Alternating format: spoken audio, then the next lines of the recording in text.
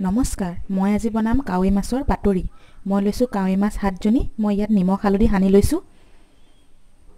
আৰু লৈছোঁ মই নহৰু আদা অকণমান পেষ্ট কৰি লৈছোঁ, 2টা তেজপাতা, এটা ডাঙৰ সাইজৰ পিঁয়াজ মই পিচি লৈছোঁ, 3টা জলকীয়া লৈছোঁ, আধা চামুচ জিৰা, আধা চামুচ ধনিয়া পাউডাৰ, গোটা জিৰা এচামুচ, হালধি, জলকীয়া গুড়ি আৰু মান ধনিয়া।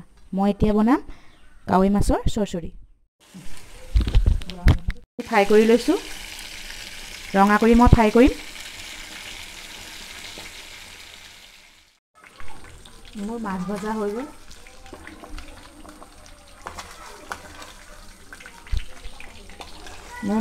হৈ গ'ল।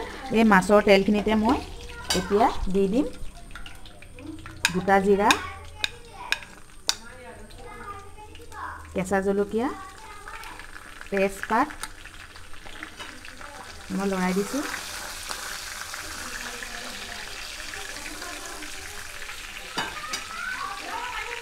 এতিয়া মই দিম পিঁয়াজ কুচিখিনি, আদা পেষ্ট,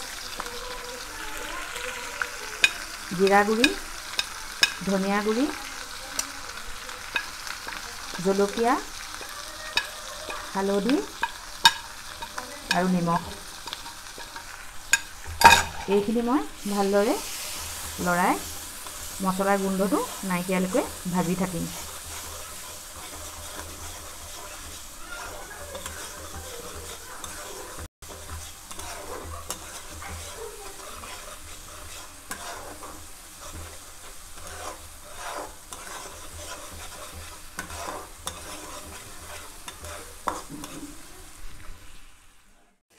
মোৰ মছলাখিনি ভজা হৈ গৈছে।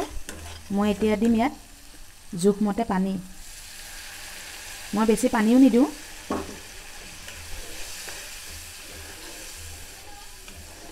আৰু অকণমান দি দিছোঁ মই পানী। এটা উতল আহিলে মই মাছকেইজনী ইয়াত দি পেলাই 10 মিনিট সিজিবলৈ দিম। মোৰ উতল আহি গৈছে। মই এতিয়া ইয়াত মাছকেইজনী দি দিম।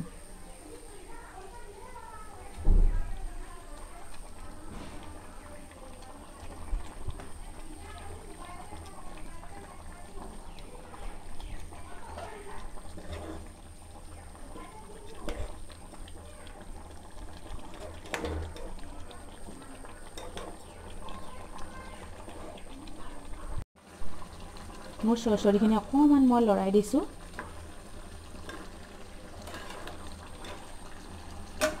মোৰ চৰচৰিখিনি ৰেডি হৈ গ'ল। মই ইয়াত দিছোঁ কেইখিলামান মান ধনিয়া কাটি।